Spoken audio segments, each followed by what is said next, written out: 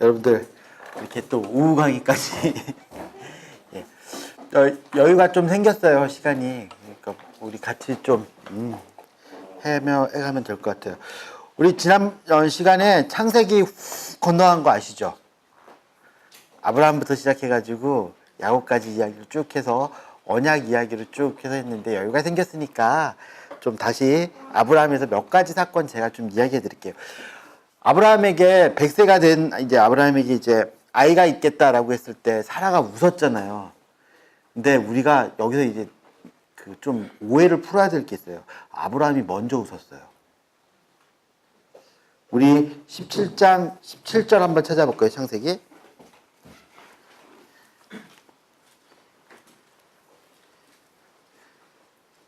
창세기 17장 17절 같이 읽어볼게요. 시작.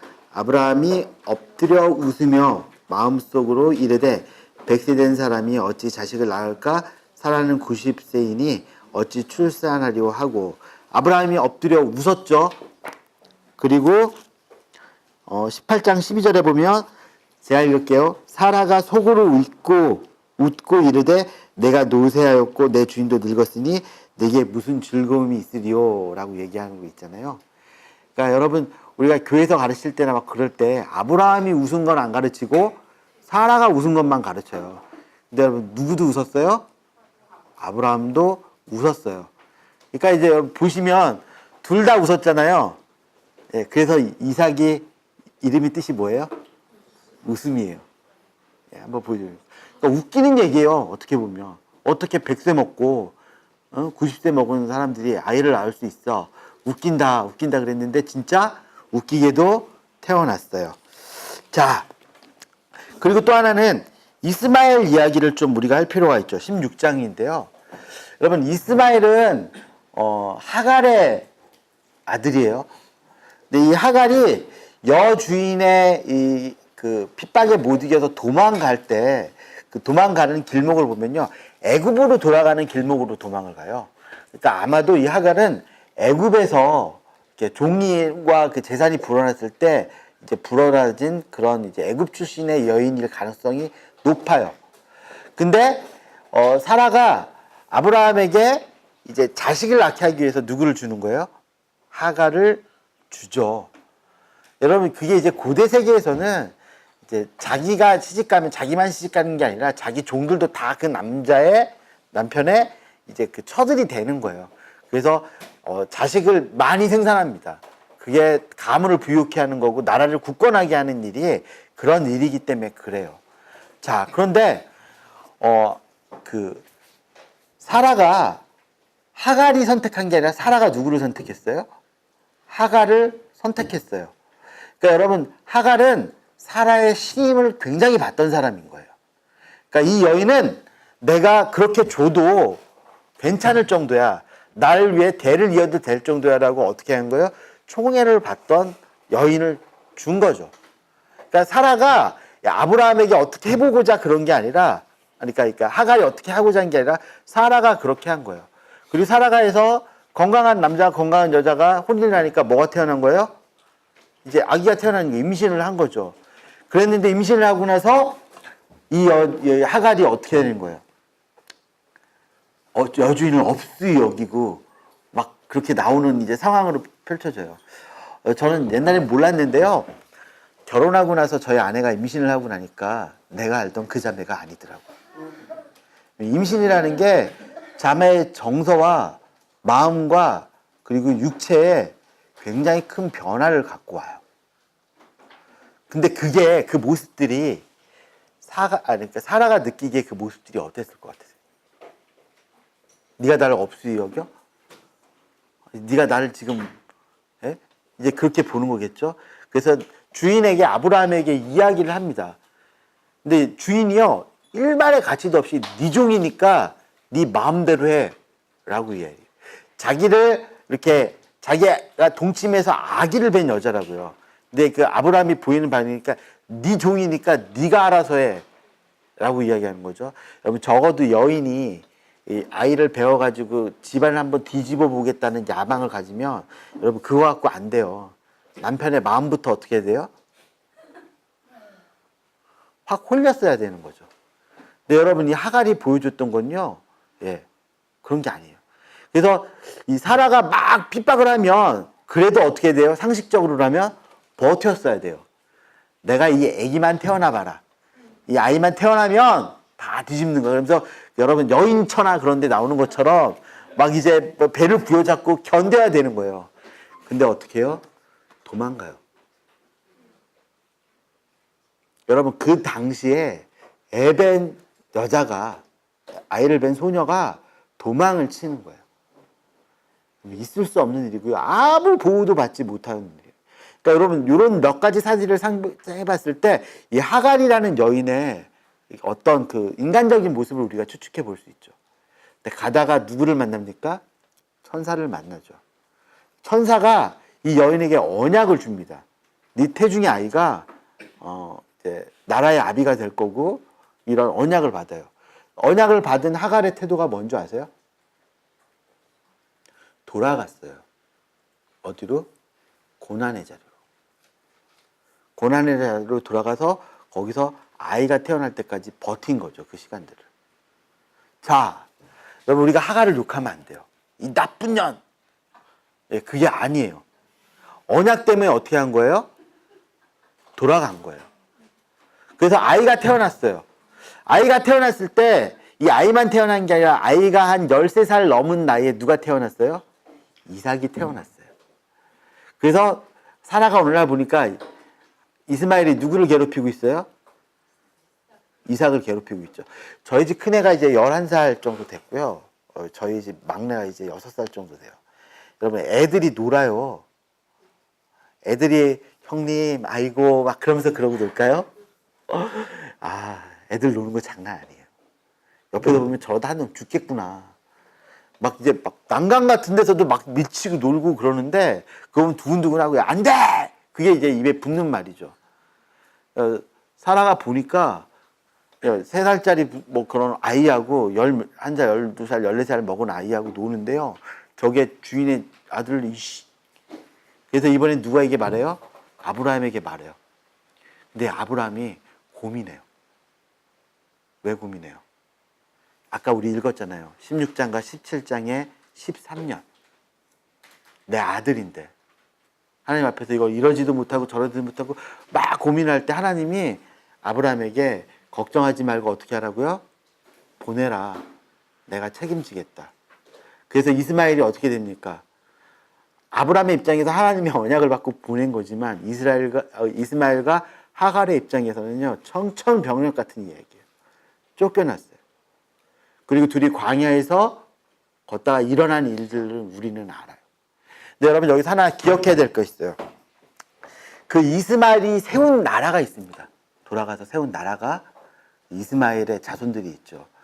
그 나라의 특징이 뭔지 아세요? 강력한 아버지예요. 지금 우리가 말하고 있는 무슬림 국가가 그 이스마엘의 자손들이거든요. 거긴요, 아버지가 생사여탈권을 갖고 있어요. 자식들을 누가 책임지는지 알아요? 아버지가 책임져. 여러분, 아버지에게 버림받은 아들 이스마엘이 가서 민족을 일으켰는데 그 민족의 특징이 뭐라고요? 아버지. 어떤 뿌리가 있을까요? 나는 내 아버지처럼 안 될 거야. 난 내 아들을 버리지 않을 거야. 난 책임질 거야. 강력한 가정의 그 권위가 아버지한테 있는 나라 같아요. 또 하나 재밌는 게 있어요. 여러분, 3,000년, 4,000년 전에 하갈이 겪었던 그 일을요, 아직도 그 나라의 여자들이 겪고 있어요. 그러니까 여러분, 그 무슬림 국가를 볼 때 거기서 일어나는 아버지의 권위와 그 땅의 여인들이 겪고 있는 일들이요, 이 아브라함 때 거기서 어떻게 된 거예요? 스탑 된 상태에서 여기까지 내려온 거예요.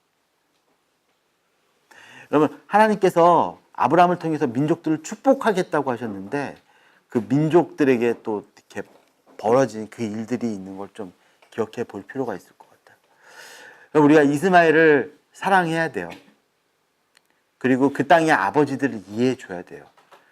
그리고 그 땅의 여인들을 위해서 기도해야 돼요. 여러분, 근원에 대한 이야기를 하고 있어요. 그래서 무슬림 선교가 무슬림을 우리가 지금 무슬림 포비아라고 그러잖아요. 그래가지고 무슬림을 막 하고서는 물론 그런 부분도 있어요. 근데 그거 누가 제공한 거라고요? 근데 여기에 또 하나가 있죠. 내가 책임질 거다. 그러니까 보내라고 하셨던 그 하나님의 마음. 그 마음에 반응할 수 있는 저희들이 좀 되었으면 좋겠다는 생각도 해봐요. 자, 뭐 아브라함의 이야기에서는 뭐 그 정도이고요. 그리고 이삭의 이야기에서 좀 덧붙여드리고 싶은 건 이삭이 두 아들이 있었죠. 에서와 누구예요? 예, 야곱이요. 근데 에서는요, 털난 사람이에요. 털나고 직업이 뭐예요? 사냥꾼이잖아요.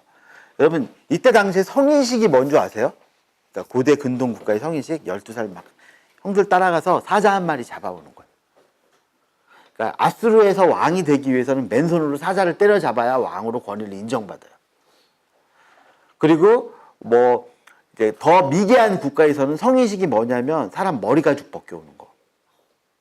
그러니까 고대 도시 국가들에서 서로 막 각축을 할 때는요, 네가 전사로서 증명을 해야 되는 거예요. 그러니까 우리 부족을 지키는 족장이 되려면 어느 정도 힘은 있어야 되는 거야? 그 정도 힘은 됐어야 되는 거지. 그러면 이삭의 눈으로 볼 때 야곱하고 이삭하고 있는데 누가 족장의 조건에 맞는 거예요? 이삭이 족장의 조건에 맞는 거예요. 아니 에서의 족장의 조건에 맞는 거죠. 그러면 우리 이렇게 생각할 수 있어요. 아니 에서는 뭘 잘못해서 하나님한테 그렇게 버림받은 거야? 그리고 야곱은 태중에 있었잖아. 걔들이 뭘 했는데 하나님이 막 그렇게 한 거야. 그러면서 에서를 좀 우리가 불쌍하게 여길 수도 있죠. 말라기를 찾아보도록 하겠습니다.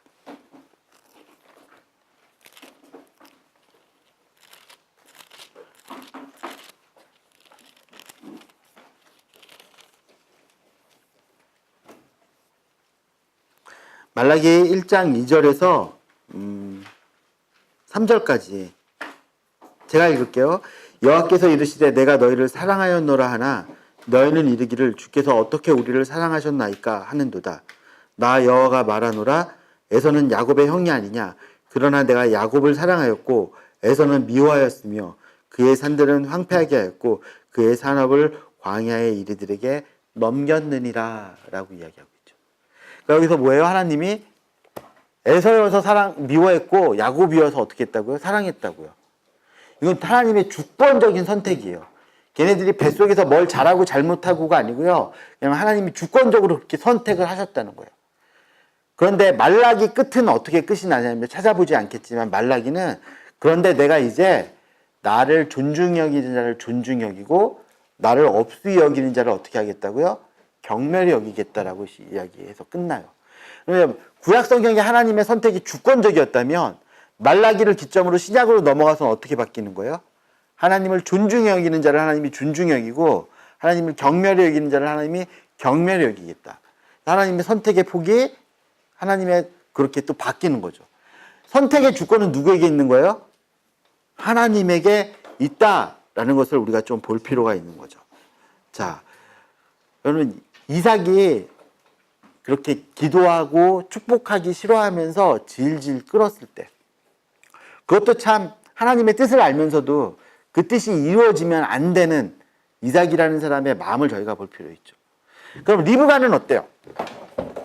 리브가가 그렇게 오지랖을 떨지 않았어도 하나님께서 야곱으로 하여금 그 일 가운데 있게 하셨을 거라고. 하나님의 계획이셨으니까. 근데 아들에게 부정한 방법을 가르치고 거짓말하게 하고 아들에게 이야기하는 그런 그 모습들 우리가 그것들을 좀 볼 필요가 있겠죠. 하나님의 뜻은 어떻게 된다고요? 이루어질 거라고요. 우리가 안 도와드려도 된다고요. 물론 여기서 안 도와드린다는 게 우리가 성경 그게 아니고요. 우리의 방법으로 그 일을 만들기 위해서 부정하거나 그리고 거짓을 말하거나 왜 하얀 거짓말 있잖아요. 그런 거 안 하는 게 좋을 것 같아요. 그런 진리도 좀 볼 수 있어요. 에서의 입장에서는 어떻죠? 에서 내 거였는데 여러분 에서가 팥죽 한 그릇에 장자의 고난을 팔아요. 그럼 성경에 보면 이런 이야기가 있어요. 하나님의 이름으로 맹세하지 말아라. 여러분 우리가 하나님의 이름 약속 무언가를 취할 때는 하나님의 이름이 누구에게 있는 거예요? 우리에게 있는 거잖아요. 그러니까 우리가 취하는 태도와 우리의 모습에서 누가 평가받는 거예요? 하나님이요. 그래서 하나님이 우리에게 이름을 맡기셨기 때문에 그 이름으로 행하는 우리는 헛되이 약속하면 안 된다라고 하는 그런 부분도 좀 볼 필요가 있고, 에서도 그 부분에서 볼 필요가 있을 것 같아요. 야곱은요 약속받은 사람이에요, 태중에서. 근데 야곱은 자기 방법으로 그걸 이루기 위해서 온갖 인생길을 걸어요. 속이고 살았고요, 속임을 당하고 살아요. 근데 정작 야곱이 하나님을 만난 데는 어디라고요? 예, 베델. 첫 번째 베델이 아니라 두 번째 베델. 하나님하고 만나는 것도 있고 축복도 받았는데 그 하나님과 또 대면하는 원래 했던 약속. 가령 이렇게 볼 수 있겠죠. 우리가 처음에 믿음의 초기 시기 때 하나님 앞에 약속해놓고 하나님 우리의 약속 가운데 이루어 주셨어. 성취해 주셨어. 근데 우린 약속의 일부분만 기억하고 있고 나머지를 그때 약속하셨잖아요. 내가 하나님 이렇게 하면 내가 하나님 앞에 선교사로 나갈게요. 그때 하나님 나 이렇게 해주시면 내가 이렇게 할게요. 하나님은 그렇게 해주셨는데 그렇게 해준 것만 믿고 내가 했던 약속은 안 믿는 거지. 그럴 때 그것들이 무너지면 우리 또 누구 원망해요? 하나님 원망하죠. 근데 그게 아니라 그때 어디로 돌아가야 된다고요? 베델로 돌아가서 거기서 그 약속을 여러분 한번 약속되게 만드는 일도 필요한 것 같아요. 야복 강가에서 야곱이 환도뼈가 부러진 거 제가 어저께 강의하면서 말씀드렸어요. 누가 이긴 거냐? 부러뜨린 사람이 이긴 거예요. 근데 누가 이겼다고 그래요? 야곱 보고 이겼다고 그러죠. 자, 근데 이제 그 다음 장면을 생각해 보세요. 에서가 화가 나가지고 기다리고 있었어요. 그죠? 그래서 야복강 나루에서 계속 앞선 사람들을 보내면서 야곱은 끝까지 남아가지고 가기 싫어가지고, 그게 가기 싫어서, 형 만나기 싫어서 그런 거잖아요. 근데 하나님이 환도뼈를 꽉 꺾었어요. 그러면 에서의 입장에서 생각해 보세요. 오는데 지는 안 나타나고 계속 헛것들만 오는 거야. 막 아들들이 오죠. 여러분 이 사람들은 뭐 삼촌 그러면서 왔겠어요? 야곱이 아는 걸 이 사람들도 안다고요. 죽게 됐구나. 에서가 결정 한번 잘못하면 우리는 죽게. 우리 아버지는 안 오시네. 우리는 여기 가야 되는데. 근데 그거 아세요? 에서가 야곱이 자기가 사랑하지 않는 쪽부터 먼저 보냈어요. 야곱의 아들들이 콩가루가 된 이유가 있다고요. 누구 때문이에요? 야곱 때문이에요. 야곱이 그렇게 해서 차츰 버림받는 거예요. 맨 마지막에 혼자만 남았죠. 근데 야곱이 나타났는데 환도뼈가 부러졌잖아요. 형님! 그러면서 뛰어왔을까요? 여기가 부러졌는데 어떻게 걸어? 어떻게 걸어와요? 귀여우지 않았을까요? 벅벅 기어오는 그 모습을 보고 에서의 마음이요. 그때 바뀌었을 것 같아요. 바뀌었어요가 아니라 바뀌었을 것 같아요예요. 네? 여러분 지금 이야기해 드리는 거예요. 바뀌었을 것 같아요. 여러분 어떻게 보면 야곱은요 몸이 망가진 상태에서 실패로 돌아오는 거예요. 근데 그게 하나님의 방법일 수도 있다고요. 하나님께서 우리의 어떤 것들을 꺾으실 때 그것들이 우리의 삶의 어떤 통로를 이제 통과해 나가는 그런 열쇠가 될 수도 있다는 것 볼 수 있을 것 같아요. 그래서 그 아들들이 그렇게 콩가루예요. 그래서 그 아들들이 제일 안 곱게 본 게 누구예요? 요셉을 봤어요. 그래서 요셉이 어떻게 됩니까? 쫓겨나죠. 요셉의 인생은 우리가 어떻게 봐야 돼요? 아, 참 너무 불쌍한 인생이에요. 시편 105편 17절부터 23절인데요. 시편 105편 요건 같이 찾겠습니다, 여러분.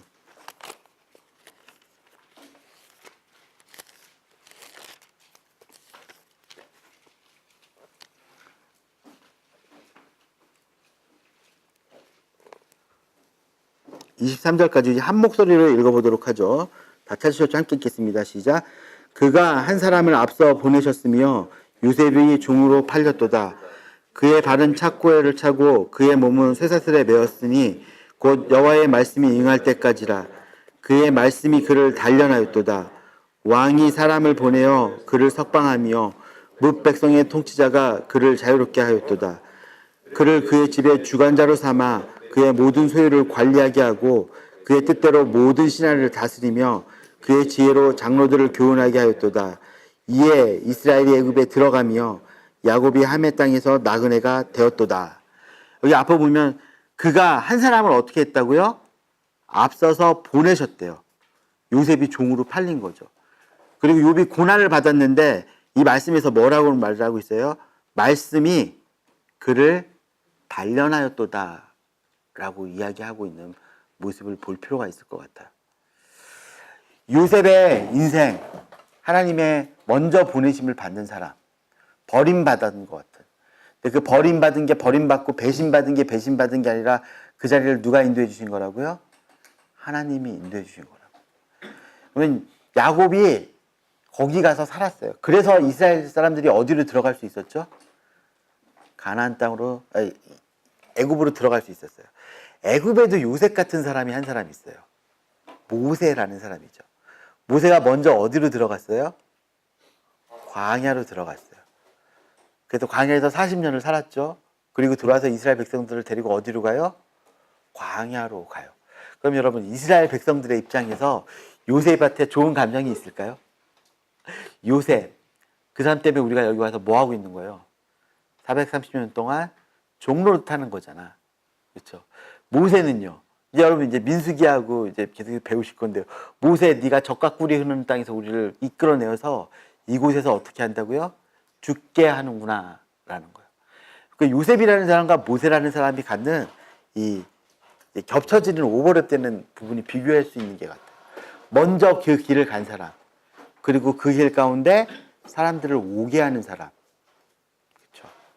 여러분, 하나님께서 우리를 어느 길론가 먼저 보내시게 할 때 우리가 거기서 말씀으로 단련된다면 언젠가 하나님의 사람들을 그 길로 오게 할 수 있는 저희들 될 것 같아요. 그리고 제가 또 강의 중에 한번 말씀드렸죠. 어저께였죠. 하나님이 나타나셔서 아브라함의 하나님, 이삭의 하나님, 야곱의 하나님입니다. 누구를 뺐다고요? 요셉의 입장에서는 되게 서운하지 않으시겠어요? 근데 요셉을 하나님이 드러내지 않으세요. 그 마음속에 묻어 놓으셨어요. 어쩌면 하나님 자랑하고 싶은 사람이 누구예요? 요셉일 거예요. 하나님이 요셉을 자랑하지 않고 마음에 숨겨 놓으셨다. 그런데 역사의 한 타이밍에 사람들이, 백성들이 이 요셉을 끌고 나와요. 자, 우리 사도행전으로 가보도록 하겠습니다.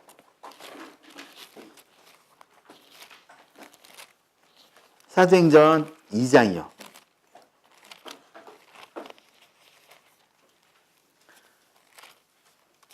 사도행전 1장 볼게요, 1장. 사도행전 1장 보면 12사도가 있었는데 가룟 유다가 죽었잖아요. 그래가지고 한 사람을 뽑아서 이렇게 제자의 술기에 들게 하기 위해서 조건을 이야기해요. 1장 21절부터 22절까지 제자가 어떤 조건을 가져야 되는지 사도가 그런 이제 요건 목록을 이야기하고요. 23절에 보면 이에 두 사람을 세웠대요. 그쵸? 두 사람을 세우니 하나는 바사바라고도 하고 유스도라고도 하는 요셉이고 하나는 누구라고요? 마띠아더라라고 얘기해요. 후보가 있는데 후보 한 사람은 뭐라고요? 바사바, 유스도, 그리고 이름이 뭐래요? 요셉이에요. 요셉. 그쵸? 그리고 한 사람은 누구라고요? 마띠아예요.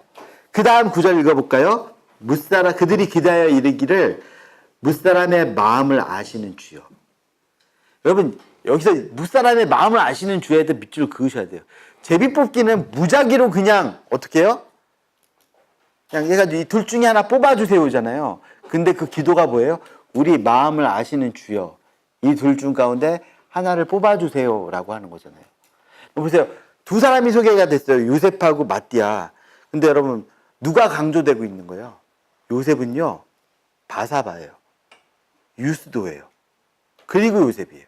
그리고 한 사람은 그냥 뭐예요? 그런 설명 없어. 뭐예요? 그냥 마띠아예요. 그러니까 선거 포스터가 두 장이 딱 붙었는데 하나는 바사바, 유스도, 요셉이야. 그리고 하나는 그냥 마띠아. 그리고 기도하는데 무사람의 마음을 아시는 주여. 그리고 뽑아달라는 거예요. 그러니까 누구 뽑아달라는 거예요? 요셉 뽑아달라는 거예요. 근데 하나님이 거기서 누구 뽑으셨어요? 마띠아를 뽑으셨어요. 바사바, 바는 아들이라는 뜻이에요. 사바트는 안식일이라는 뜻이에요. 바디메오 그러면 디메오의 아들이에요. 자, 그러면 보세요. 안식일을 얼찌나 잘 지켰기에 별명이 뭐라고요? 안식일의 아들이라고. 자, 유스도 의롭다는 뜻이에요. 유대인이 생각하는 의로운 건 뭐예요? 율법의 의로움이에요. 율법의 의로움. 그렇죠? 율법의 의로움으로 다 채워서 저 사람은 율법으로 봤을 때 흠이 없는 의로운 사람이야 라고 이야기하는 거죠. 바사바 안식일 잘 지키고 유스도 그리고 이름이 뭐예요? 심지어는 요셉이야. 그가 이루실 것이다. 여러분 그 마음에 담겨있는 소원을 아시겠어요? 그 별명들 안식일과 율법과 그리고 그것들을 통해서 이루기 원하는 하나님의 마음이 거기 딱 지극히 유대인적인 이름이에요. 하나님이 거기서 누구를 뽑으셨다고요? 마띠아. 마띠아는 번역하면 하나님의 선물, 하나님의 은혜라는 뜻이에요. 사도행전을 읽으실 때요, 사도행전 전체는 안식일이냐, 율법이냐, 유대인이냐, 그거 아니고 뭐라고요? 선물. 오직 하나님의 선물로, 은사로, 은혜로 구원을 받는다라는 거예요.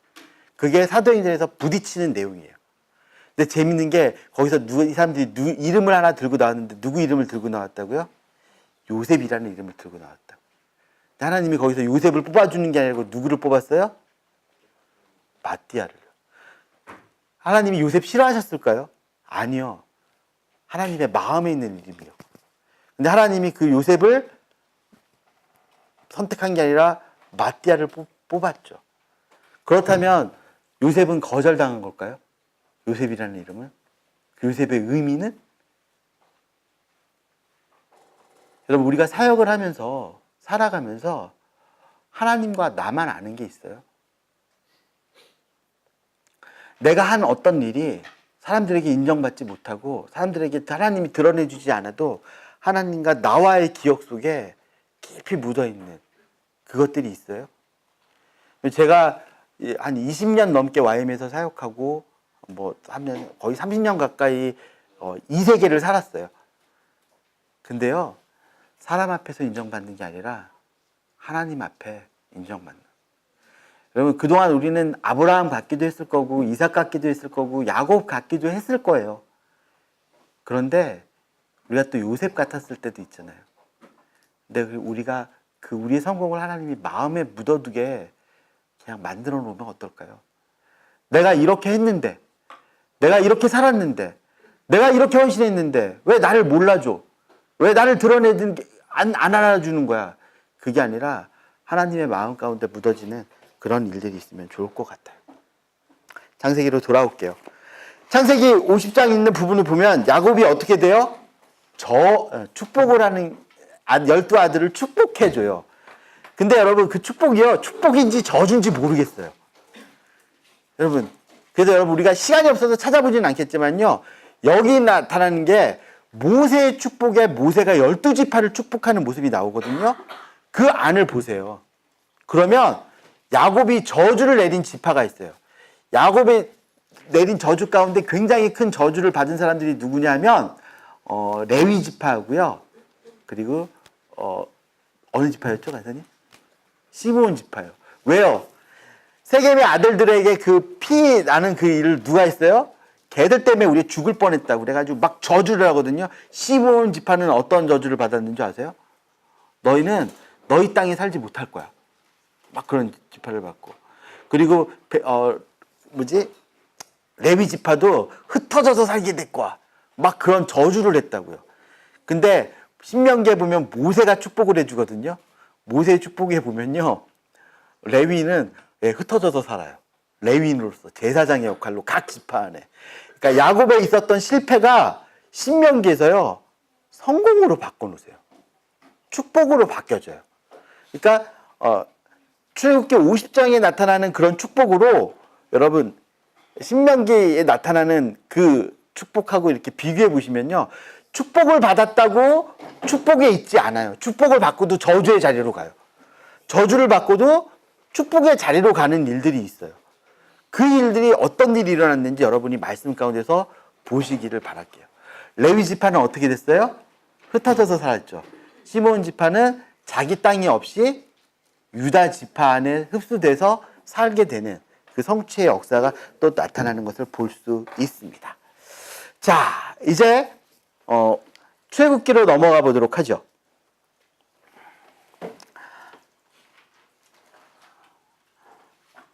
출애굽기의 배경은요, 3장부터 1장부터 해가지고 쭉 보시면 이제 16장까지 해서 애굽이라는 배경이 있어요.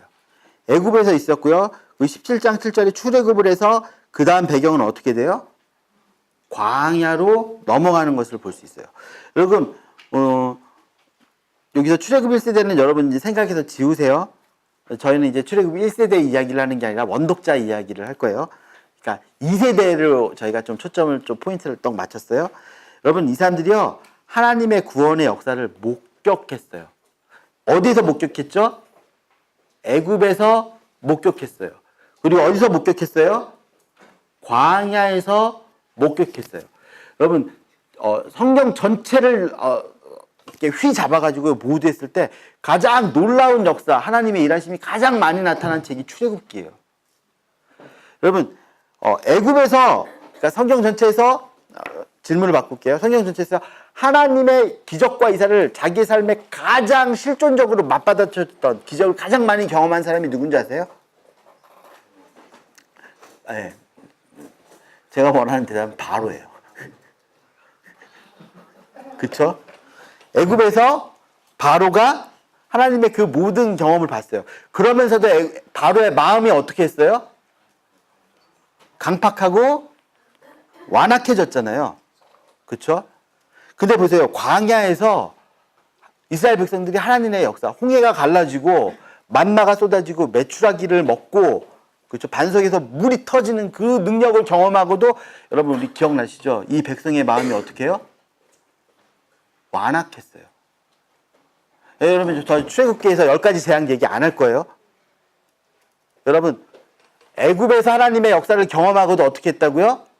마음이 완악했던 바로나 광야 가운데서 하나님의 역사와 인도하심을 경험하면서도 마음이 완악했던 누구요? 이스라엘 백성들이요. 그 사람들 이야기할 거라고요. 자, 여러분 하나님이 시내산에서 하나님과의 만나요. 이 이스라엘 백성들이. 그래서 그들이 뭘 받아요? 주권을 받습니다. 그래서 주권에 대해서 내게 대하여 제사장 나라가 될 거다라고 이야기하죠. 그리고 제사장 나라가 되게 하기 위해서 출애굽기 19장에 약속 언약, 그러니까 종주권 언약을 맞아요. 약속 언약이 아니라. 그래서 아브라함의 언약은 무슨 언약이라고요? 약속 언약. 이 약속 언약이 이제 있는 상태 위에 뭐가 맺어지는 거예요? 내가 맺는 언약. 그래서 종주권 언약이 맺어지는 거예요. 그래서 그 종주권 언약을 맺어가지고 두 돌판에 꽝꽝꽝 도장 찍고 막 파는 사이에 금송아지 사건이 있죠. 그래서 여러분 언약의 중보가 필요하고 언약의 보수가 일어나는 일들이 있는 거예요. 또 성막 사건이 있고요. 또 민수기와 연결해서 읽게 되는 그런 연결되는 부분으로 넘어가는 것을 볼 수 있어요. 자, 제사장 나라 이야기가 나오고요. 금송아지 사건 나오고 또 중보 보수 이야기예요. 우리가 여태까지 출애굽기를 읽을 때 홍해에서 딱 갈라지고 그렇죠. 거기까지 되게 신나게 읽는다고요. 그리고 그 뒷이야기가 있는데 그 뒷이야기는 저희가 살짝 집중하지 못했던 부분이 있는 것 같아요. 우리가 오늘은 그 뒷이야기에 좀 더 집중하면서 읽어보도록 하겠습니다. 자, 1장 출애굽기 1장에서는 새로운 상황이 전개되고 있어요. 첫째, 사건 정황 1장 2절에서 8절에 보면 요셉과 형제들이 어떻게 됐어요? 다 죽었어요. 근데 하나님의 은혜가 있죠. 뭡니까? 생육하고 불어나 번성하고 매우 강하여서 땅에 가득하게 되었다라고요. 땅에 가득하였다. 그런데요, 여기 보면 결론 부위가 들어가는데 박해가 어떻게 돼요? 그러니까 땅에 가득했다 그러고 끝나는 게 아니라 더해져요. 그러니까 하나님이 은혜를 줘서 상황이 나아졌는데 상황이 나아진 것 같은데 더 다른 상황으로 들어가더라는 거죠. 그래서 또다시 사건이 정황이 일어난 거죠. 요셉을 알지 못하는 새 왕이 일어났다. 사건 상황이 나요. 애굽의 새 왕이 고민이죠. 이 백성이 늘어나서 애국 사람들과 힘을 합쳐서 우리를 해치면 어떨까? 그래서 뭘 높여요? 이스라엘 백성들의 고역을 높여요.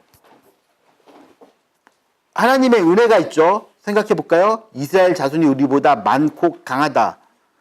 그리고 학대를 했는데 어떻게 돼요? 학대를 받을수록 더욱 번성하고 더욱 어떻게 해요? 퍼져나가요. 예, 이 어려움이 있지만 하나님께서 여기서 또다시 이 사람들과 그 어려움을 변화시켜서 더 이제 좋은 상황으로 만들고 계시는 거죠. 그래도 꺾을 수 없어요. 그런데 거기서 끝내기 아니라 더해지는 박해요. 더해지는 박해. 박해가 더해지는 거죠. 일이 엄하게 되고 노동으로 생활을 괴롭게 했다. 그리고 나가서 못해요. 또 다른 상황이요. 애굽 왕이 유대 산파를 통해서 유아 학살을 시도해요. 근데 하나님이 산파에게 은혜를 베푸셔서 남자아이들을 구원케 하는 일들이 일어나죠. 집을 흥왕케 하고 백성은 번성하고 그런데도 어떻게 됐다고요? 매우 강해졌다고. 매우 강해지고 끝난 게 아니라 그 상황에서 어떻게 돼요? 남자아이를 어떻게 했어요? 하수에 던지는 일이 일어나요. 여러분 보세요. 결론적으로 말하면 이렇게 ABC 될 때는 어디가 강조됐다고요? 여기 밑에 상황, 애굽 요셉을 알지 못하는 새 왕이 일어나고 엄하게 노동으로 되고 남자아이를 강물에 빠뜨리는 일들이 일어났어요. 그런데 보세요. 또 다른 걸 보면 여기 전반부 여기 나타나는 게 뭐예요? 고난이죠. 그리고 밑에 나타나는 게 뭐죠? 고난이죠. 근데 그 이야기의 매 단위마다 가운데 뭘 넣었어요? 하나님의 은혜를 넣어놨다. 이스라엘 사람들이 말하는 방법. 여러분, 이스라엘이 애굽 땅에서 고난을 받았지만 하나님이 그들과 함께 해주시고 하나님이 그들을 어떻게 해주고 계셨다고요? 민족으로서 성취해주고 계셨다고요. 눈에 보이는 건 고난이고 죽을 것 같고 끝장난 것 같은데 그 시간의 의미를 누가 해석해주고 있는 거예요? 하나님이 해석해주고 있는 거예요. 출애굽기의 구조를 한번 보도록 하죠. 1장부터 13장까지는 애굽에서의 이스라엘이에요. 그래서 10가지 재앙 사건이 나타나고요. 14장부터 18장까지는 출애굽해서 어디까지 이르는 시간이요? 시내산까지 이르는 여정이요. 출애굽기 19장부터 24장까지는 시내산에서의 언약을 맺습니다. 자, 그리고 난 다음에 이제 이야기의 스토리는 여기서 일단락 되는 거예요. 그리고 시내산 언약을 맺었는데 이 언약이 성취되기 위해서 성막이 건설이 돼야 돼요. 그래서 25장부터 31장까지는 성막 규범이 이야기가 되고요. 35장부터 40장까지는 성막이 건설이 돼요. 그래서 출애굽기는 성막이 완성되는 그 수준에서 끝나는 거죠. 근데 요 사이에 뭐가 있다고요? 언약이 파기되고 갱신되는 일이 일어나요. 자, 출애굽기로 들어가서 모세의 소명을 한번 보도록 하죠. 모세 우리 비하하면서 모세 이야기는 좀 했었던 것 같고요. 출애굽기로 들어보도록. 우리 여러분 펜을 하나 준비하셔서 2장 24절을 한번 찾아보세요.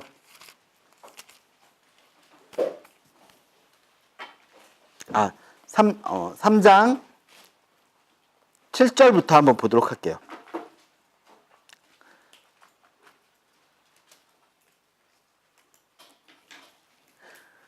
자, 죄송합니다. 24절로 들어가겠습니다. 2장 24절.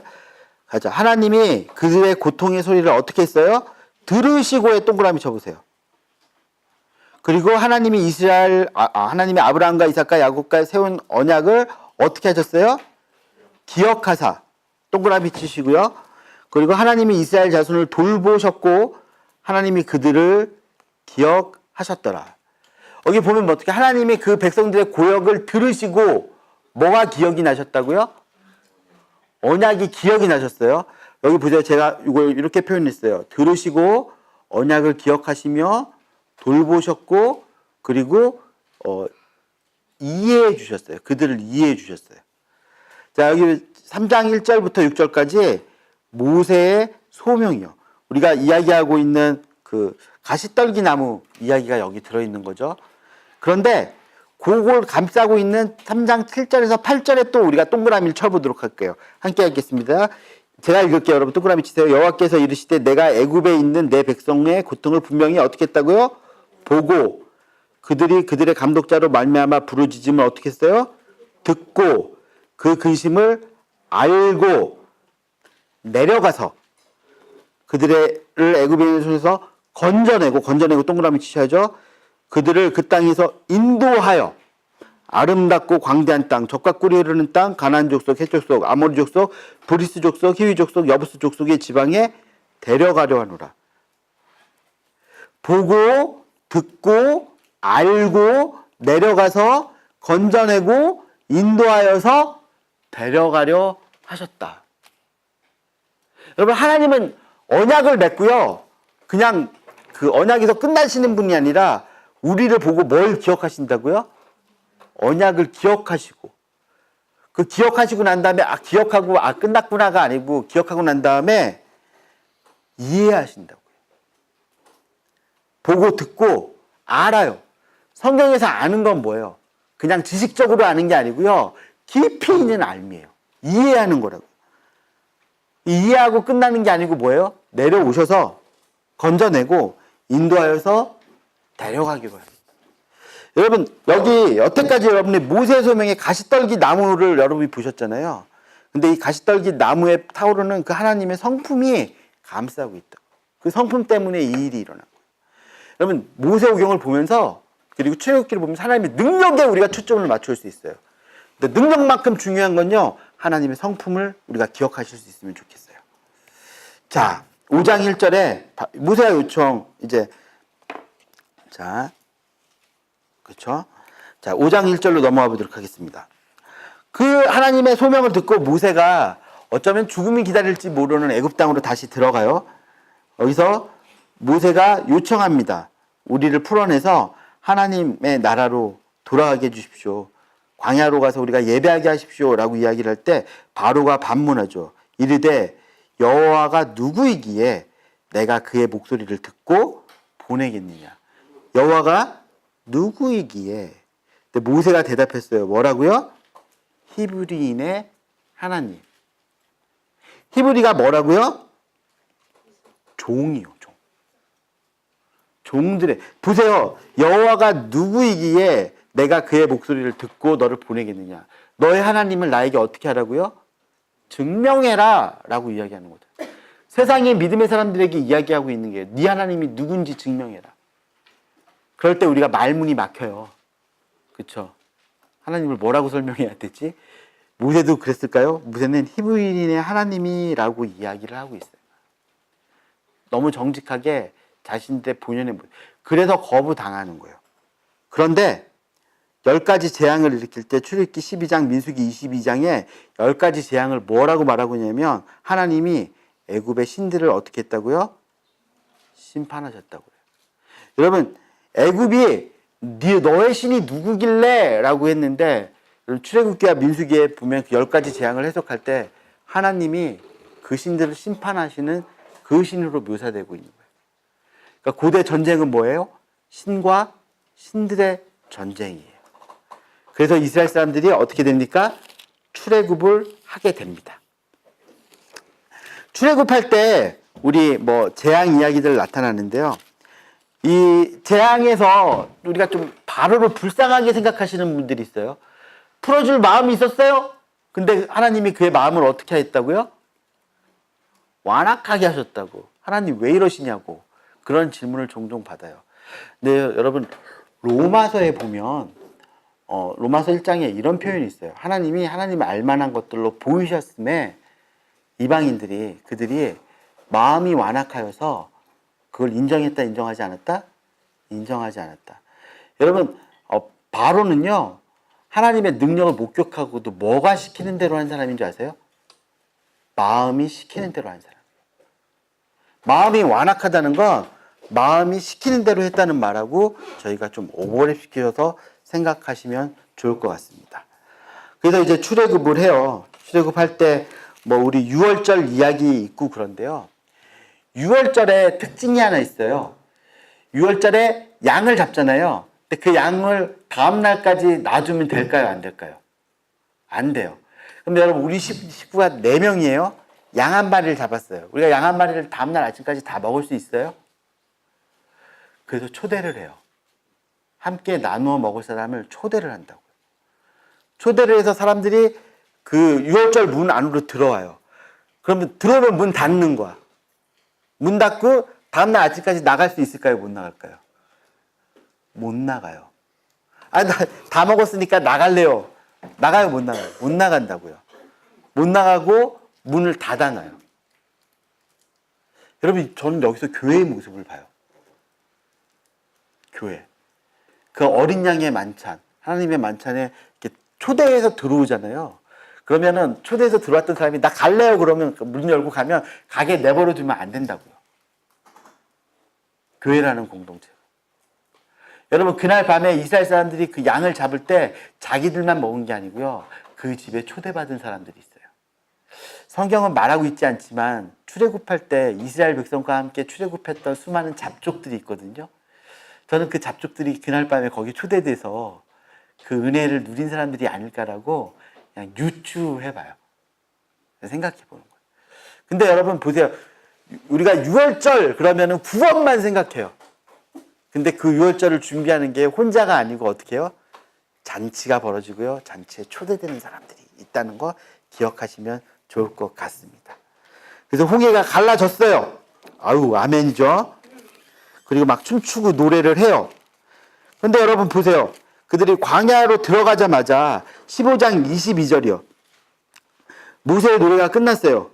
15장 22절에 보면 모세가 홍해에 있는 이스라엘을 인도하여 그들이 나가서 수르 광야에 들어가서 거기서 4일 길을 걸었으나 물을 얻지 못하고 마라에 이르렀더니 그곳에 물이 써서 마시지 못하겠으므로 그 이름을 뭐라고 했다고요? 마라라고 했다. 24절 백성이 누구를 원망해요? 모세에게 원망하여 이르되. 여러분 출애굽한 지 며칠 지났다고요? 3일 지났어요. 3일 지났는데 원망해요. 이해가 잘 안 가죠, 여러분. 어떻게 이럴 수 있을까? 근데 저도 잘 이해가 안 가는데 제 동생이 저기 성지순례 갔다 왔거든요. 이 근처. 이제 선교사님이 그 물을 한 병씩 주면서 이제 걷는데 이 물을 잘 지키셔야 돼요. 이거 물 바로 마시면 안 되고 이거 나눠서 먹으면서 어디까지 갔다 올 건데 그거 반드시 이 물을 소중하게 생각해야 돼. 그랬대요. 근데 이제 무리가 가는데 그 중에 하나가 물을 다 먹어버린 거예요. 목마르니까. 근데 가는 동안 진짜 힘드는 거죠.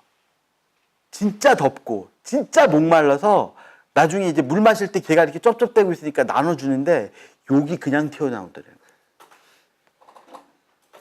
그러니까 다 마시지 말랬잖아, 이씨. 그러고서는 보세요. 그 물통 들고 가는 게 힘들잖아요. 근데 얘는 다 마셔버리고 가다가 와가지고 물 내놓으라고 그러면 그거 어떻겠어요? 예, 저 새끼는 한국에서 하던 짓을 여기서도 똑같이 하고 있어. 막 그러면서 부글부글 끓으면서 여러분 그 팀이요 마음에서 막 우글우글했대요. 그때 선교사님이 이 본문을 읽어주면서 그 심정 아시겠냐고. 사흘 지났다고 그 사람들 막 그러는 거 욕하지 말라고. 진짜 죽을 것 같다고. 물 때문에 살인이 일어난다고. 그 이야기를 해요. 감이 안 오시는 분들도 계실 거예요. 광야 땅에 들어갈 때 트레킹할 때 조건 중에 하나가 뭔지 아세요? 신발을 신을 때 우리가 신는 운동화 신으면 안 돼요. 왜? 본드로 이렇게 밑창이 붙어있는 신발 있잖아요. 그거 신으면 안 돼요. 더워서 본드가 녹아요. 그래가지고 닥터 마틴 같은 거 바느질로 묶어놓은 거 있잖아요. 그런 트레킹화를 신어야 거기를 걸을 수 있는 그 정도 더위예요. 3일 지났어요. 목 때문에 난리가 나는 거죠. 그러면서 17장까지 목말라서 하나님 시험하고, 그쵸? 목마르고, 그리고 고기 못 먹어서 원망하고. 16장 12절 읽어볼게요. 내가 이스라엘 자손의 원망을 들었노라.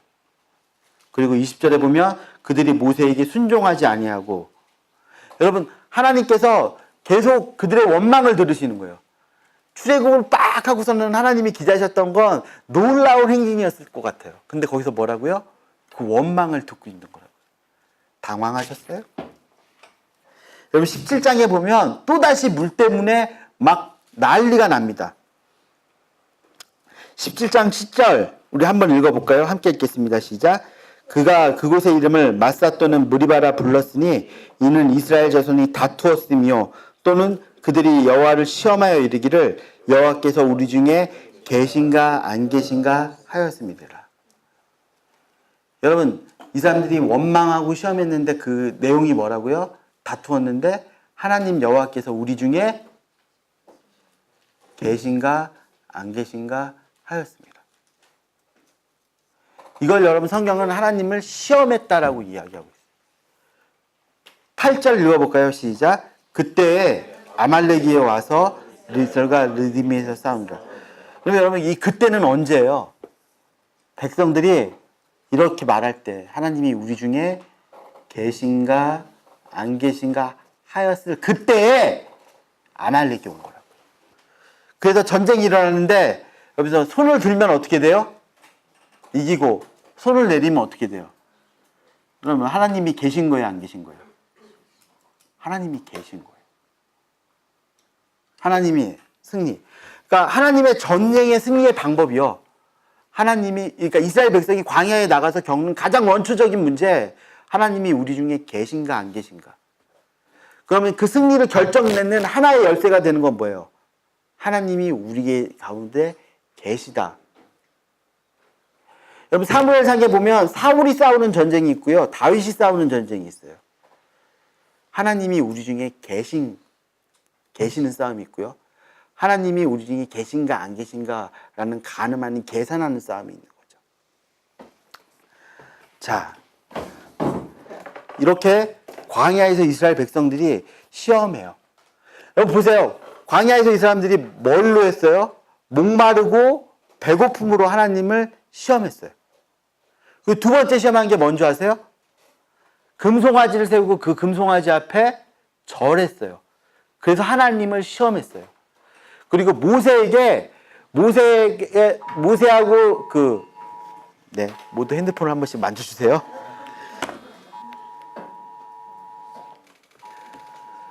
모세에게 이렇게 얘기하고 있는 거죠. 우리가 모세 당신의 말을 듣겠습니다. 그래 놓고 난 다음에 너의 권세가 어디서부터 시작됐냐? 하나님 우리에게도 말씀하신다. 너에게만 말씀하시냐? 그래서 쌍난지팡이 사건이 나오는 것을 볼 수 있어요. 여러분 이 사건을요 우리가 신약으로 가져가야 돼요. 예수님께서 이 땅에 오셔서 세례 받으시고 어디로 들어가셨어요? 광야로 들어가셨잖아요. 근데 로마서 10장, 고린도전서 10장 10절에 보면요. 이스라엘이 홍해를 건넌 것을 세례를 받았다라고 얘기해요. 그럼 보세요.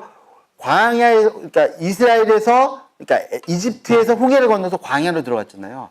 마태복음에 보면 이집트에서 애굽에서 돌아오신 예수님이 세례를 받으시고 어디로 들어가셨어요? 광야로 들어가셨어요. 광야에서 예수님이 세 가지 시험을 받으셨거든요. 첫 번째 시험 뭐예요? 목마르고 줄이셨죠.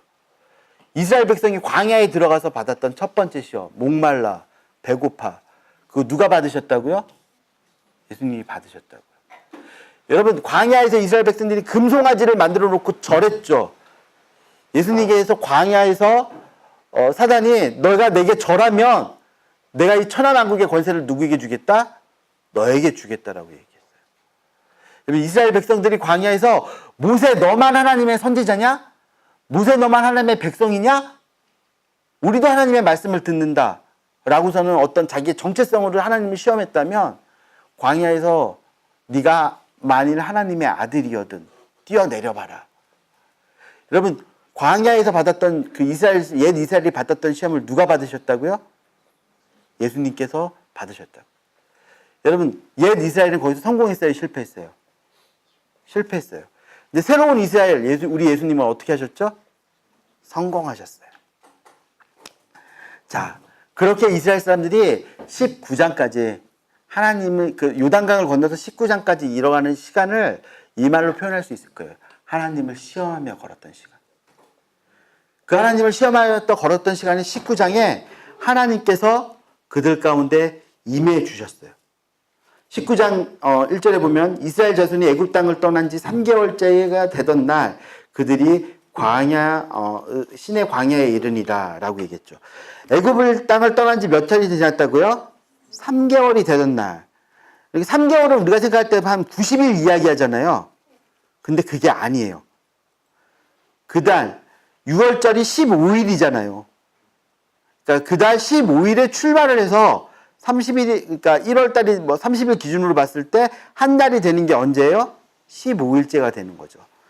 2월 1일부터 두 달이 되는 거고요. 3개월째가 되는 날이면 3개월 1일이 되는 거겠죠. 그러면 46일 정도가 걸리는 거예요. 46일. 거기에 며칠을 준비해요? 3일을 준비해라. 49일이 되는 거예요. 그러면 출애굽을 하고 난 다음에 시내산까지 걸렸을 때, 시내산에 걸리까지 며칠 걸렸다고요? 49일이요. 여러분, 이게 이스라엘 사람들이 요 출애굽했던 요 6월절이 맥추감사절이거든요. 맥추절. 초실절, 죄송해요. 초실절이요. 그리고 49일이 지나면 맥추감사절이에요. 맥추의 감사절이고요. 예수님이 6월절에 돌아가셨잖아요. 그리고 6월절 다음 날 부활하셨죠. 그리고 나서 77이 49에서 49일이 지난 다음에 우리가 잘 기억하는 무슨 날이에요? 오순절이에요. 그러니까 옛 이스라엘이 시작했던 출애굽에서 시내산에 걸렸던 시간과 신약의 교회에 성령이 임할 때까지 타임이 절묘하게 어떻게 되는 거예요? 겹쳐지고 있죠. 자, 그 시내산 언약이 맺어지는데요. 평등 언약, 종주권 언약, 약속 언약에서 우리 어떤 언약이라고요? 종주권 언약이 펼쳐지고 있는 거예요. 자, 출애굽해서 50일이 지난 다음에 누가 임했어요? 시내산에 하나님이 강림하셔서 주권을 선포하셨어요.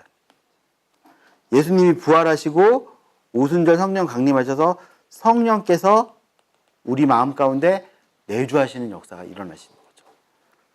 자,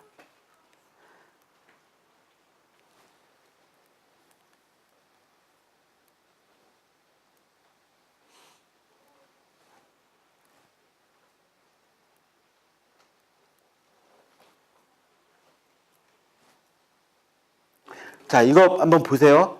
출애굽기 19장에 하나님이 임재하셨죠. 그리고 이스라엘과 언약을 맺으셨어요. 이걸 우리가 옛 언약이라고 이야기해요. 그런데 이 언약을 이루기 위해서 뭐가 필요한 거예요? 혈통, 그리고 율법의 요구, 제사가 필요했고 그 제사가 어디로 들어가요? 지성소로 들어가죠. 근데 사도행전 2장에 성령님께서 임재하셨고요. 교회와 언약하세요. 그걸 우리가 새 언약이라고 이야기합니다. 그럼 이 새 언약을 얻기 위해서 이게 필요한 건 뭐죠? 믿음. 이가 나오는 거예요. 자, 시내산 언약을 한번 보도록 하죠. 역사적 선 1절부터 4절까지인데요. 여기에 이르기까지 무슨 일이 있었는지를 요약해 주세요. 그리고 언약 당사자 간의 관계가 규정이 됩니다. 출애굽기 19장 5절에서 6절. 19장 5절에서 6절 보면 세계가 다 내게 속하였나니 너희가 내 말을 잘 듣고 내 언약을 지키면 너희는 모든 민족 중에서 내 소유가 되겠고 너희가 내게 대하여 제사장 나라가 되며 거룩한 백성이 되리라. 너는 이 말을 이스라엘 자손에게 전할지니라. 그리고 여러분 보세요. 관계가 설정이 되는 거죠. 나는 인도자고 나는 너희 주권자고 너희는 내 백성이다. 제사장 나라다. 라고 이야기하는 거예요. 그리고 9절부터 25절까지는 언약의 당사자 간의 공식적인 대면이 일어납니다. 그래서 사흘 동안 준비하고 난 다음에 시내산에 하나님께서 임하시고 그리고 백성들이 나아가요. 그리고 언약이 선포가 됩니다. 제시가 되죠. 그래서 20장 1절부터 17절까지 10계명이 선포가 돼요. 그리고 언약 문서가 체결이 됩니다. 두 돌판 사건 아시죠? 두 돌판이 체결이 되고요. 그리고 언약이 체결식이 피로연이 일어나시는데요. 여러분 보세요. 24장 9절 한번 볼까요?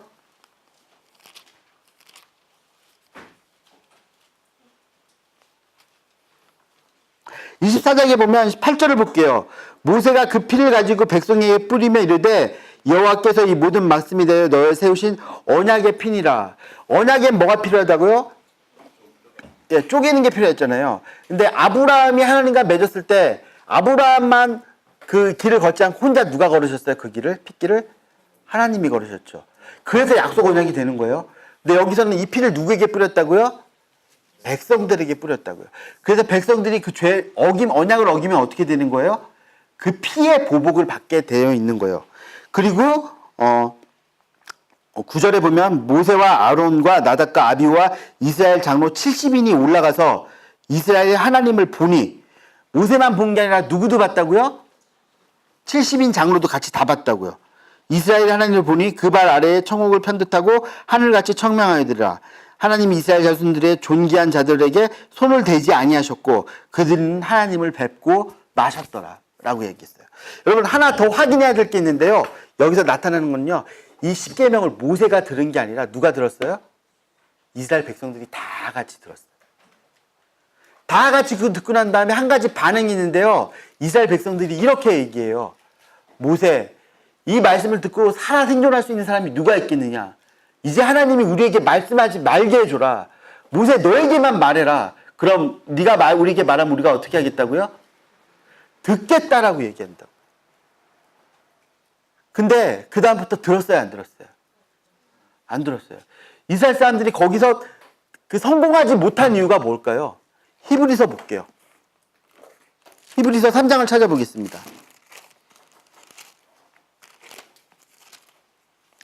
히브리서 3장 7절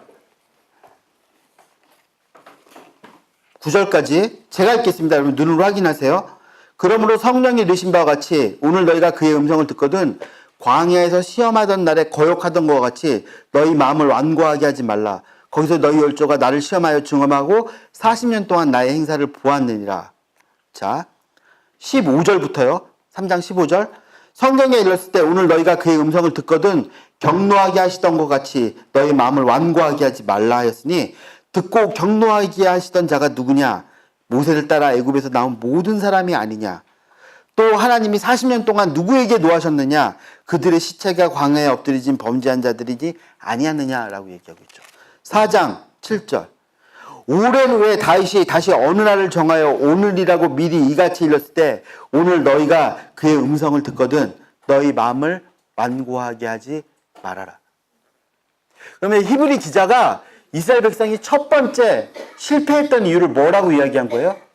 그의 음성을 듣고 마음을 완고하게 했기 때문에 못 들어갔다. 여러분 시내산에 하나님이 십계명을 주고 말씀을 주셨는데 아멘! 그러고 난 다음에 그의 음성을 듣기로 계속 결정했다면 실패했을까요? 실패 안 했을 거라는 거예요. 하나님이 하신 말씀을 들었다면 그 사람들이 모두 다 함께 약속의 땅에 들어갔을 거라는 거죠. 근데 그들이 마음을 완악하게 해서 모세 당신에게만 말씀하게 해주십시오. 그래놓고 모세가 하는 말을 들어요만 안 들어요? 안 들어요. 왜 안 들어요? 너만 하나님 봤냐? 너만 음성 들었냐? 나도 음성 들었다라고 이야기하면서 모세를 거절하는 그 모습이 모세오경 안에 나오는 거예요. 히브리서 기자는 그 장면을 정말 안타깝게 생각하면서 이렇게 말하는 거죠. 오늘 너희가 그의 음성을 듣거든 뭘 완악하게 하지 말라고요? 마음을 완악하게 하지 말아라 라고 이야기하고 있는 것을 볼 수 있어요. 십계명에 대한 이야기가 있어요. 십계명도 좀 볼 필요가 있죠. 너희가 내 말을 잘 듣고 내 언약을 잘 지키면 이라고 이야기합니다. 그런데 여러분 보세요. 우리 다시 20장으로 돌아와 보도록 하겠습니다.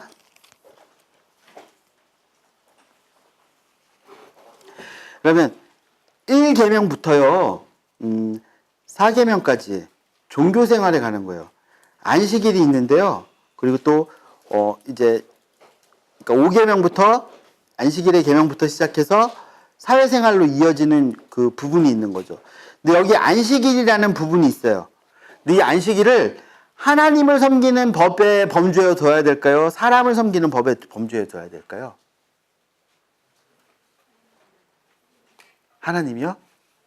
여러분 요걸 요렇게 보셔야 돼요. 하나님과 안식일은요 하나님을 사랑하는 법이고요. 요게 욕이 들어가요. 1계명부터 안식일의 계명까지. 그리고 이웃과의 관계가 나타나는 법이 10계명의 후반부인데요. 이게 어디서 시작되냐면요. 안식일에서 시작이 돼야 되는 거예요. 분리가 돼요, 안 돼요? 안 돼요. 안식일은 하나님과 사람이 함께 있는 자리인 거예요. 그래서 하나님을 사랑하는 게 어디에서 증명이 되는 거예요? 이웃사랑으로 증명이 되려면 이 함께함의 자리에서요. 이웃을 사랑하는 게 증명이 되려면 안식일을 통해서 어디로 가야 돼요? 하나님을 사랑하는 곳으로 가야 돼요. 분리가 된 게 아니에요. 근데 예수님 오셨을 당시에 하나님 이스라엘 사람들이 하신 게 뭔지 아세요? 안식일의 자리에서 누구의 자리를 빼버린 거예요? 사람의 자리를 빼버린 거예요. 그래서 예수님이 오셔가지고 안식일날 거기 누구 자리를 다시 만들어 놓고 있는 거예요? 사람의 자리를 만들어 놓고 있는 거죠. 원래 의미로 돌아가게 하는 그 의미들을 볼 수 있어요. 여러분, 안식일은요, 하나님을 사랑하는 것과 사람을 사랑하는 게 함께 만나는 자리예요. 안식일은 일 안 하고 쉬는 자리가 아니고요. 안식일은 하나님을 사랑하는 게 백성 사람을 사랑한다는 것으로 증명하는 자리로 돼야 되는 거예요. 하나님을 사랑한다면 이웃을 사랑해야 되고요. 이웃을 사랑해야 된다면 하나님을 사랑해야 되는 거예요. 이걸 떼어놓을 수 없어요. 이건 한 그림이에요. 자, 여러분 21장 볼게요. 자, 10계명을 보고 난 다음에 20장 22절부터 24장까지 10계명을 세부법으로 설명을 해줘요. 어떻게 10계명을 지킬 것인가 설명을 하는데 20장 22절부터 26절까지 한 절, 두 절, 세 절, 네 절, 다섯 절. 여러분 10계명에서요. 이 앞부분에 대한 설명이 몇 구절이라고요? 5절이라고요. 그리고 21장부터 사람을 사랑하는 법, 사람에게 하는 게 어디서 배워요? 21장부터 24장까지 이어져요. 그럼 여러분 보세요. 분량으로 봤을 때 강조가 되고 있고 비강조가 되는 게 있잖아요. 어디가 강조되는 거예요? 어디가 비강조되는 거예요? 여러분, 하나님이 이스라엘 백성하고 언약을 딱 맺었으면요. 상식적으로라면 어떻게 하면 하나님을 잘 섬길 수 있는지를 먼저 이만큼 설명하고 그 다음에 너희끼리 이렇게 잘 지내야 된다 설명하는 게 그게 상식적인 거라고요. 근데 하나님이 여기서 말할 때 하나님에 대한 건 5절. 뭐예요? 스스로 보았나니 23절에 보면 너희는 나를 비겨서 은이나 금으로 너희를 위하여 신상을 만들지 말고 내게 토단을 쌓고 그 위에 내 양과 번제를 드리지 말아라. 25절에 보면 내가 내게 돌로 제단을 쌓거든 다듬은 돌로 쌓지 말라. 내가 정오를 쪼개면 부정함이니라. 너는 층계로 만들지 말아라. 라는 몇 가지 딱 그냥 기본 조약만 돼요. 근데 이 조약은 이스라엘 땅이 들어갈 가나안 땅에서 가나안 사람들이 신을 섬기는 신의 제단 모습하고 걔네들처럼 예배하지 말아라. 나를 예배할 땐 그렇게 안 해도 된다. 이렇게 얘기하는, 그렇게만 보시면 돼요. 그리고 난 다음에 21장부터 더 이제 하나님의 본 마음, 진짜 빨리 말하고 싶은 마음이 나오는데요. 여러분 그 첫 번째가 뭔지 아세요? 21장 2절 같이 읽어볼게요. 시작. 내가 히브리 종을 사면 그는 6해 동안 섬길 것이요 7째에는 몸값을 물지 않고 나아가 자유인이 될 것이니라. 헐. 너희가 나를 섬길 때 왕을 어떻게 세워야 되고 너희가 어떻게 강한 나라가 돼야 되며 어떻게 하나님을 섬기는 게 아니고 여기가 첫 번째 하나님의 관심이 뭐라고요? 종을 자유롭게 하는. 여기서 하나님의 마음 아시겠어요? 하나님이 세우시고 싶은 나라에 하나님의 법이 선포가 됐는데 하나님을 섬기는 법조차도 훅 넘어가고 누구부터? 종 얘기부터 하고 있다고요. 종 얘기부터. 그러면서 21장에 쭉 나와요. 그래서 사람 죽이는 사람, 자기 힘이 있다고 힘대로 하는 사람 내버려 두지 말아라. 그렇게 하면 안 된다라는 거 나오죠. 자, 23절 읽어볼까요? 시작. 그러나 다른 애가 있으면 갚되 생명은 생명으로 눈은 눈으로 이는 이로 손은 손으로 발은 발로 된 것은 된 것으로 상하게 한 것은 상해함으로 때린 것은 때림으로 갚을지니라. 눈에는 눈, 이에는 이 나오잖아요. 근데 여러분 보세요. 여기 보면 네가 만일 다른 사람의 눈이나 이를 상하게 하면 어떻게 하라고요? 갚으라고요. 이거 때린 사람에게 한 말이에요. 예수님이 마태복음에서 누가 내 오른뺨을 치면 왼뺨을 돌려대라고 그랬잖아요. 이건 맞은 사람에게 한 말이라고. 누가 맞은 사람에게 왼뺨을 돌려대라고 얘기한 거고요. 그리고 여기서는 뭐예요? 때린 사람한테 눈에는 눈, 이에는 이를 어떻게 하라고요? 되갚아주라고 이야기한 거예요. 더 재밌는 건 뭔지 아세요? 이 말씀이 어디 있는지 사람이 26절 읽고 있어요. 제가 21장 사람이 그 남종이 한 눈이나 여종이의 포도원이나 감람원도 죄송합니다. 한 눈을 쳐서 상향하면 그 눈에 대한 보상으로 그를 놓아줄 것이며 그 남종이나 여종의 이를 쳐서 빠지면 이에 대한 보상으로 그를 놓아줄지라. 그러니까 여러분 눈에는 눈, 이에는 이 우리가 성경에 나오는 게요. 그냥 복수하라고 나오는 게 아니고 종들에 대한 이야기를 할 때 나오는 거예요. 여러분 주인이 종 좀 때릴 수 있어요? 없어요? 여러분 주인이 종 죽일 수 있어? 없어요? 그 시대에. 그 시기에. 근데 너희 그렇게 하지 말라고. 주인인 네가 그의 눈이나 이를 상하게 했으면 그걸 어떻게 하라고요? 갚아주라고요. 여러분 하나님의 법의 성격이 그래요. 이제 십계명에서 앞으로 나오는 것들이 계속해서. 그러면서 반드시 빠지지 않고 포함되는 단어가 하나 있어요. 너도 종이었다. 여러분 하나님께서 출애굽기 19장에 십계명을 빡 주셨어요. 근데 십계명 내용을 아셔야 돼요. 그 십계명 내용을 알고 공부하고 들어가면요. 거기에 나라의 법이죠. 나라의 법. 근데 그 나라의 법이 아니에요. 어떻게 종을 사고 어떻게 종을 자유롭게 해주고 어떻게 빚진 자들을 풀어주고 어떻게 남의 양떼를 잘 돌볼 수 있는지 그런 법들이 기록되어 있는 거예요. 세상의 기준으로 하나님의 율법 여러분 십계명 폐허져야 될 법 그렇게 말하지 마세요. 여러분 그게 그런데 하이라이트가 어디서 나타나는 줄 아세요? 안식일에서 나타나요. 안식일은 뭐라고요? 그냥 일 안 하고 쉬는 자리가 아니고 하나님과 함께 안식하는 거예요. 저희 잠깐 안식하도록 할게요.